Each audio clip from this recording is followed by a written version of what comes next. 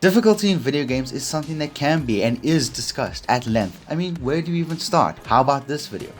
It's a topic that has so many layers, with each layer having the potential to be explored for millennia without arriving at a satisfying conclusion. But what happens when you move to an online game?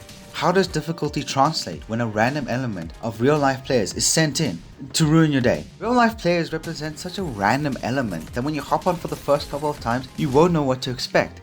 This can either be amazing or be some bullshit. But as you get used to the environment, you learn what works in general and what works in terms of tactics.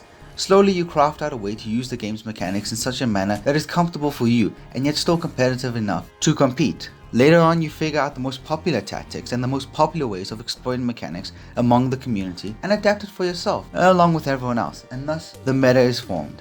This tends to work out until a notable skill gap emerges and players start whipping each other's asses. The solution? Matchmaking, notably skill-based matchmaking. Separating players into groups based on skill may be a good idea at first. Players now have the freedom to test, hone and craft their skills against players of matching skill, but this will tend to reach a certain point where every single match is either a cakewalk or an intense match that demands attention to every single detail and action. What are your teammates doing? What are your enemies doing? What is your location? And 1,000 different questions that strip away your attention will emerge until you are essentially forced to follow multiple sets of actions and tactics to remain competitive, or else you'll be destroyed. I do not need to tell you, but this isn't fun. If it's not fun, why bother?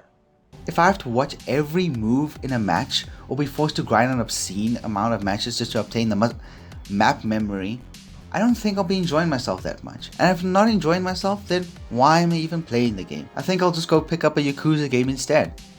Now, developers tend to be wise to what I just mentioned, and for a solution will sometimes include casual versions of the most competitive modes.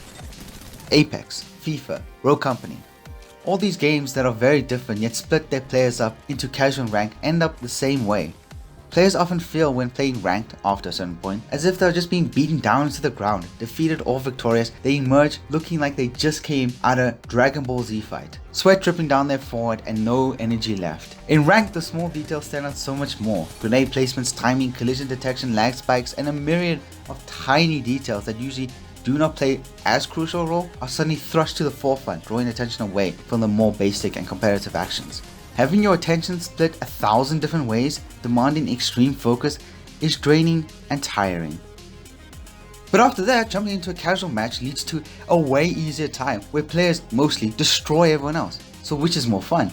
Being forced to the limits, forcing to abandon your own personal fun plays for effective advanced tactics, or being offered much more freedom against significantly weaker opponents while not being tested enough? For developers, it's a delicate balance between keeping the reputation of being a competitive game and making sure it appeals to as many players as possible.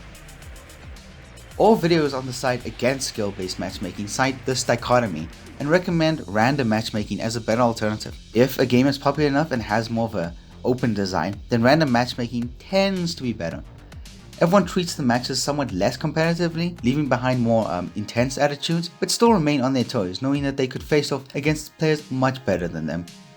Now, according to my math, the more players in the match, the higher chance of balanced teams, which has mostly been my experience in both Battlefronts. However, if you're kind of stupid like me, you may enjoy smaller tactical games like Rogue Company, where the math isn't exactly on your side. Ever since hi-rez introduced ranked, casual games for myself have gotten populated by players who play so dumb you would think they just discovered today what the word tactics mean. It's bizarre just how different a match of unranked and ranked play out these days. Like I said before, the mostly random matchmaking of 20v20 objective-based matches in Battlefront are relatively balanced. Mostly. The complaints for Apex had me confused at first. Similar game type and a higher player count, but then I realized that the actual squad v squad action when you find each other is more akin to Rogue Company, with its focus on effective gadget use, seeking efficient cover, and downing mechanics.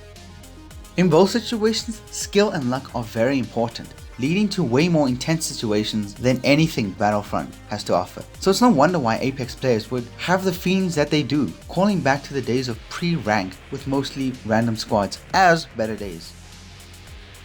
It's obvious that gamers want to be able to test themselves in their favorite online games against opponents of similar skills and at the same time still have fun doing it. But when the only two apparent options are super casual or super annoying, it can be disheartening to hop on. Games like Battlefront and Battlefield seem to have mostly circumvent these issues by having higher play counts and straightforward objectives, but a bunch of other great games will have so much potential buried behind incompetent or impossible players, and it's such a shame most players won't experience what these games truly have to offer. Now if you excuse me, I have to go play some Squadrons. Oh, what the fu-